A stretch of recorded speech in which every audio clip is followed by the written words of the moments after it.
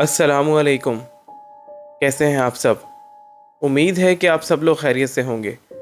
Welcome back to my channel खौफ की आवाज़। अगर आप मेरे चैनल पर नए हैं तो मेरे चैनल को सब्सक्राइब कर दें और बेल का बटन दबा दें ताकि आने वाली हर नई वीडियो आप तक पहुंच सके। आज की इस वीडियो में मैं आपको एक ऐसे शैतान के बारे में बताऊंगा जिसको देखने का दावा इस दुनिया के कई लोगों ने किया है, जिसको लोग वेंडिगो कहते हैं। इस शैतान नुमा मखलूक को अमेरिका और कनाडा के जंगलात में देखा गया है।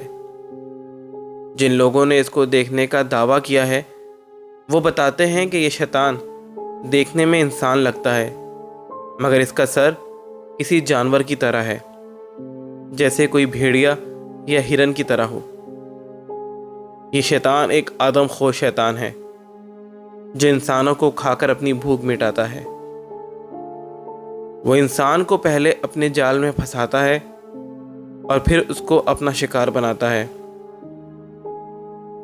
कहा जाता है कि वेंडिगो का दिल बर्फ का होता है और वो अपने शिकार को पहले पोजेस्ट करता है और फिर उसका शिकार करता है। ये आवाज़ें निकालने में माहिर है। ये इंसान को अपनी तरफ मतवज्जा करता है। आज की इस वीडियो में मैं जो कहानी आप सबके साथ शेयर करने वाला हूँ वो शर्लीन नामी लड़की की है जो कनाडा में रहती हैं। चलिए सुनते हैं कि शर्लीन अपनी स्टोरी में क्या कहती हैं। वो कहती हैं कि ये वाक़या तब पेश आया था जब हम सब दोस्त कॉलेज में थे। समर की हॉलीडेज़ में हम 4 दोस्तों ने कहीं जाने का प्लान किया तो हमारे एक दोस्त माइक ने कहा कि मेरे फादर का फॉरेस्ट हाउस है जो जंगल में बना हुआ है, मगर हम वहाँ नहीं जा सकते क्योंकि मेरे फादर हम में से किसी को भी वहाँ जाने की इजाज़त नहीं देते। काफ़ी साल पहले जब हम वहाँ पर गए थे तो मेरे भाई के ऊपर किसी जंगली जानवर ने हमला कर दिया था। उसके बाद से हमारा वो फॉरेस्ट हाउस बंद है। हमने माइक को बहुत फोर्स किया कि तुम किसी भी तरह अपने फादर को मनाओ, हम उस फॉरेस्ट हाउस में जाना चाहते हैं। हमारे कहने पर माइक ने अपने फादर से बात की, मगर उसके फादर ने साफ साफ मना कर दिया कि तुम लोग फॉरेस्ट हाउस में नहीं जा सकते, वहाँ जंगली जानवर हैं, मैं तुम लोग को वहाँ जाने की इजाज़त नहीं दूंगा। हमारे दिमाग में अब फॉरेस्ट हाउस के अलावा कहीं और जाने का ख्याल ही नहीं आ रहा था। हमने माइक को कहा कि तुम किसी भी तरह बस उस फॉरेस्ट हाउस की चाबियाँ ले आओ और घर में ये बोल देना कि हम कहीं और वेकेशन के लिए जा रहे हैं ताकि किसी को भी शक ना हो। माइक ने ऐसा ही किया। उसने एक दिन चुपके से अपने डैड के ऑफिस में से फॉरेस्ट हाउस की चाबियां निकाल लीं और अपने घर में कहा कि हम एक नॉर्मल वेकेशन पे जा रहे हैं। वो फॉरेस्ट हाउस माइक के डैड ने छुट्टियां गुजारने या शहर के शोर शराबे से दूर सुकून के लिए बनाया था। हम बहुत एक्साइटेड थे क्योंकि हमारे लिए ये एक बहुत अलग किस्म का एक्सपीरियंस होने वाला था। ये एक एडवेंचर के जैसा था क्योंकि इससे पहले हम कभी भी जंगल में नहीं गए थे। हम वहाँ 2-3 दिन के लिए जा रहे थे। हम सब ने पैकिंग की और जंगल के लिए निकल गए और काफ़ी देर की ड्राइव के बाद हम जंगल में पहुँच गए। हम फॉरेस्ट हाउस की तरफ बढ़ रहे थे। कुछ देर बाद माइक ने कार रोक दी। उसने कहा कि इसके आगे का रास्ता पैदल ही तय करना पड़ेगा, बस चंद मिनट के बाद ही है मेरा फॉरेस्ट हाउस। माइक, मैं, कैसी और जॉर्डन हम चारों कार से उतरे, अपना सामान लिया और फॉरेस्ट हाउस की तरफ बढ़ने लगे। चंद मिनटों बाद हमें फॉरेस्ट हाउस नज़र आ गया। जंगल के बीचों बीच वो फॉरेस्ट हाउस बहुत खूबसूरत लग रहा था। हमने वहीं कहा, wow what a place. Mike, तुम्हारे फादर ने तो सही जगह पर फॉरेस्ट हाउस बनाया है। और इसके बाद हम फॉरेस्ट हाउस के अंदर चले गए। हम अपने साथ खाने पीने का सामान ले आए थे। उस फॉरेस्ट हाउस में 4 रूम्स थे, 2 नीचे थे और 2 ऊपर वाले फ्लोर पर थे। मैं और केसी जल्दी से ऊपर वाले फ्लोर पर चले गए और दोनों रूम ले लिए। माइक और जॉर्डन नीचे वाले रूम में थे। हमारे रूम्स में जो विंडोज़ थीं उससे पूरे जंगल का व्यू नज़र आ रहा था। हम बहुत एक्साइटेड थे। कुछ देर बाद हमने बाहर बारबेक्यू बनाना शुरू कर दिया क्योंकि हम सबको बहुत भूख लग रही थी। माइक और जॉर्डन बाहर बारबेक्यू बना रहे थे। इतने में माइक को महसूस हुआ कि सामने जंगल में दरख्त के पीछे कोई खड़ा हुआ है। अंधेरा था तो साफ नज़र नहीं आ रहा था, मगर ये महसूस हो रहा था कि कोई दरख्त के पीछे से खड़ा उसे देख रहा है। उसने अपने मोबाइल की टॉर्च ऑन की और उस तरफ मारी तो अचानक से कोई चीज़ जंगल की तरफ भाग गई। माइक को लगा कि शायद कोई जानवर वगैरह होगा और वो बारबेक्यू बनाने में बिजी हो गया। कुछ देर बाद जंगल के अंदर से एक भयानक आवाज़ आई, जैसे कोई जानवर गुस्से में गुर्रा रहा हो।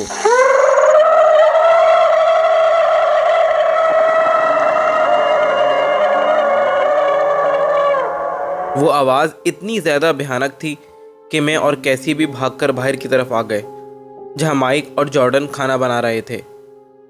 हम सब उस आवाज़ को सुनकर हैरान रह गए थे और एक दूसरे से पूछने लगे कि ये क्या था, कोई भेड़िया या कोई और चीज़ जिसकी आवाज़ इतनी ज़्यादा भयानक थी। हम चारों वहाँ खड़े जंगल की तरफ देखने लग गए। इसके बाद वो आवाज़ अचानक बंद हो गई। हमने इस बात को नज़रअंदाज कर दिया और ये सोच लिया कि शायद कोई जानवर है और खाना खाकर अंदर आ गए। रात काफ़ी हो गई थी। माइक और जॉर्डन सो गए और मैं और कैसी मेरे रूम में बेड के ऊपर बैठकर बातें करने लगे कि हमें फिर से वही भयानक आवाज़ सुनाई दी। हम फ़ौरन से उठे और खिड़की से बाहर की तरफ देखने लगे, मगर हमारे सामने बस घना जंगल था। मैंने और कैसी ने सोचा कि बाहर चलकर देखते हैं।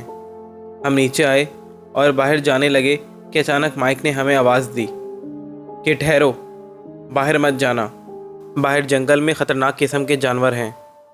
जब हम 7 साल पहले यहाँ पर आए थे, उस वक़्त भी मेरे बड़े भाई के ऊपर किसी जंगली जानवर ने हमला कर दिया था और यही वजह है कि हमारे डैड कभी भी यहाँ पर नहीं आते और ना ही हमें आने देते हैं। हमने माइक को बताया कि वो भयानक आवाज़ फिर से आई है, आखिर ये किस जानवर की आवाज़ है, मगर माइक ने कहा कि क्या पता कौन सा जानवर है। इस वक्त जंगल में जाना ख़तरा है। हम वापस रूम में आ गए और बाहर जंगल की तरफ देखने लगे। अचानक मुझे दरख्त के पीछे से कोई चीज़ हिलती हुई नज़र आई। मैंने गौर करने की कोशिश की, मगर अंधेरे की वजह से कुछ साफ साफ नज़र नहीं आ रहा था। मैंने टॉर्च ली और उस तरफ मारी तो वो कोई चीज़ नहीं थी, बल्कि किसी इंसान का हाथ था जो दरख्त के पीछे छुपा हुआ था। उसका चेहरा मुझे नज़र नहीं आ रहा था और एकदम से वो जंगल की तरफ भाग गया। इतने में कैसी ने मुझसे पूछा कि तुम क्या देख रही हो। मैंने उसको बताया कि मैंने अभी जस्ट 1 मिनट पहले वहाँ दरख्त के पीछे किसी को देखा था, वो अचानक जंगल में भाग गया। कैसी ने कहा कि कोई जानवर होगा, रिलैक्स, मगर मैंने कहा कि वो कोई जानवर नहीं था, बल्कि कोई इंसान जैसा था जिसका चेहरा मुझे नज़र नहीं आ रहा था। और इसके बाद हम बातें करते करते सो गए। अचानक आधी रात को मेरी आंख खुली तो मुझे प्यास लग रही थी। मैं नीचे पानी पीने के लिए गई तो जॉर्डन वहाँ गेट पर खड़ा जंगल की तरफ देख रहा था। मैंने उससे पूछा कि क्या हुआ जॉर्डन, तो उसने मुझे चुप होने का इशारा किया और आहिस्ता से कहा कि बाहर कोई है। मैं जब स्मोकिंग के लिए बाहर खड़ा हुआ था तो मैंने देखा कि कोई मुझे देख रहा है। उसकी आंखें अंधेरे में ऐसे चमक रही थीं जैसे उनमें से रोशनी निकल रही हो। वो अंधेरे में मुसलसल मुझे ही देख रहा था। मैंने अपने मोबाइल की टॉर्च मारी तो वो मज़ीद जंगल के अंदर की तरफ छुप गया। मैंने जॉर्डन को कहा कि मैंने भी सोने से पहले किसी को देखा था जो दरख्त के पीछे से हमें देख रहा था। जॉर्डन ने कहा कि मैं जंगल की तरफ जाकर देखता हूँ, मगर मैंने मना किया कि माइक ने सख्ती से मना किया है बाहर जाने के लिए, तुम भी मत जाओ। और इसके बाद मैं ऊपर आ गई और सो गई। कुछ देर बाद मुझे माइक ने उठाया और कहा कि जॉर्डन कहाँ है। इतने में कैसी भी उठ गई थी। मैंने कहा जॉर्डन मुझे नहीं पता कहाँ है। माइक ने कहा कि जॉर्डन रूम में नहीं है और गेट भी खुला हुआ है। मुझे शक हुआ कि कहीं जॉर्डन जंगल की तरफ तो नहीं चला गया। मैंने माइक को बताया कि जॉर्डन और मैंने जंगल में किसी को देखा था, मगर वो हमें सही से नज़र नहीं आ सका। क्या पता जॉर्डन उसी को देखने के लिए बाहर चला गया हो। माइक ने कहा कि मैंने मना भी किया था बाहर इस टाइम सेफ नहीं है। मैं और कैसी बहुत परेशान हो गए थे कि जॉर्डन कहाँ चला गया है। हमने फैसला किया कि हम जाकर जॉर्डन को ढूंढेंगे।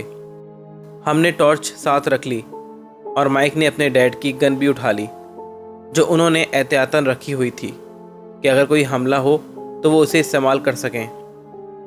हम तीनों आहिस्ता आहिस्ता जंगल की तरफ बढ़ रहे थे कि अचानक हमें वही खौफनाक गुर्राने की आवाज़ सुनाई दी। हम तीनों उस आवाज़ को सुनकर डर गए। हमने जॉर्डन को आवाज़ें देना शुरू कर दी, मगर जॉर्डन का कुछ अता पता नहीं था। हम मज़ीद जंगल के अंदर की तरफ बढ़ रहे थे कि इतने में माइक को ख्याल आया कि जॉर्डन के नंबर पर कॉल करते हैं।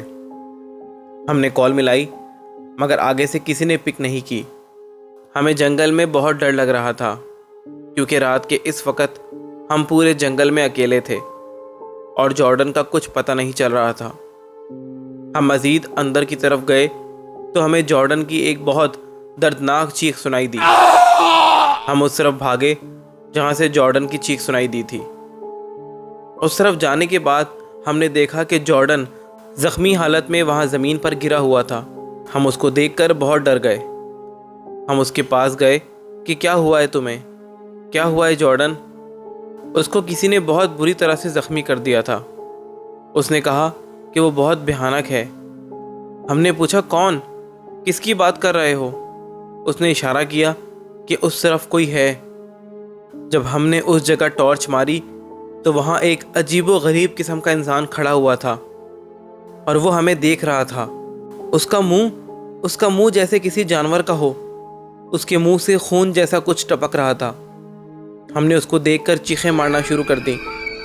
माइक ने फ़ौरन गन निकाली और उस पर हमला किया। उसकी शक्ल बेहद खौफनाक थी। हमला करते ही उसने वही भयानक आवाज़ निकाली और वहाँ से जंगल की तरफ अंधेरे में कहीं छुप गया। हमने फ़ौरन वहाँ से जॉर्डन को उठाया और जल्दी से भागते भागते फॉरेस्ट हाउस के अंदर आ गए। हम सब बहुत ज़्यादा खौफज़दा थे, क्योंकि आज से पहले इतनी खौफनाक मखलूक हमने पहले कभी नहीं देखी थी। हमने जॉर्डन से पूछा कि तुम बाहर क्यों गए थे? तो उसने कहा कि जब शर्लीन सोने के लिए चली गई थी तो मैं भी अपने रूम में जाने लगा, मगर मुझे फिर से महसूस हुआ कि कोई दूर से फॉरेस्ट हाउस की तरफ देख रहा है। मुझे लगा कि कोई जानबूझकर हमें तंग करना चाह रहा है। तभी मैं जंगल की तरफ देखने के लिए चला गया। अंदर जाने के बाद मुझे किसी के गुर्राने की आवाज़ महसूस हुई। जब मैं उस आवाज़ के पीछे गया तो उस हैवान को देखकर वहीं गिर गया। उसने मुझ पर जैसे ही हमला किया, मैंने ज़ोर से चीख मार दी और तुम लोग उस वक़्त वहाँ आ गए और वो तुम लोगों को देखकर अंधेरे में छुप गया। अगर आज तुम लोग ना आते तो वो मुझे मार चुका होता। हम सब बहुत ज़्यादा डर गए थे। हमने जॉर्डन के ज़ख्मों पर पट्टी की और वहीं एक साथ बैठकर रात गुजारी। हमें थोड़ी थोड़ी देर बाद उसी भयानक मखलूक की खौफनाक आवाज़ें आ रही थीं। सुबह होते ही हम वहाँ से निकले और वापस आ गए। वापस आकर माइक ने सब अपने डैड को बताया। तो पहले तो उसके डैड ने बहुत ज़्यादा गुस्सा किया और उसके बाद बताया कि मैं इसी वजह से तुम लोगों को जंगल में जाने की इजाज़त नहीं दे रहा था। मैं उस भयानक मखलूक को देख चुका हूँ। 7 साल पहले जब हम लोग फॉरेस्ट हाउस में गए थे तो तुम्हारे भाई के ऊपर उसी ने हमला किया था, मगर खुशकिस्मती से तुम्हारा भाई बच गया। जब हमने इसके बारे में सर्च किया तो हमें यही लगता है कि हमने जिस मखलूक को देखा है वो वेंडिगो ही था, और शुक्र है कि हम बर वक्त जंगल में चले गए और जॉर्डन की जान बच गई। और तब से हम चारों दोस्त उस भयानक मखलूक के बारे में जानते हैं। तो उम्मीद है दोस्तों कि आज की इस वीडियो में बताई गई कहानी आपको पसंद आई होगी, और अगर पसंद आई है तो इसको लाइक, शेयर एंड कमेंट करना मत भूलिएगा, और प्लीज़ मेरे चैनल को सब्सक्राइब कर दीजिएगा। आपका सपोर्ट मेरे लिए इम्पोर्टेंट है। तो चलिए मिलते हैं अगली वीडियो में एक नई कहानी, एक नए पुरस्कार किस्से के साथ।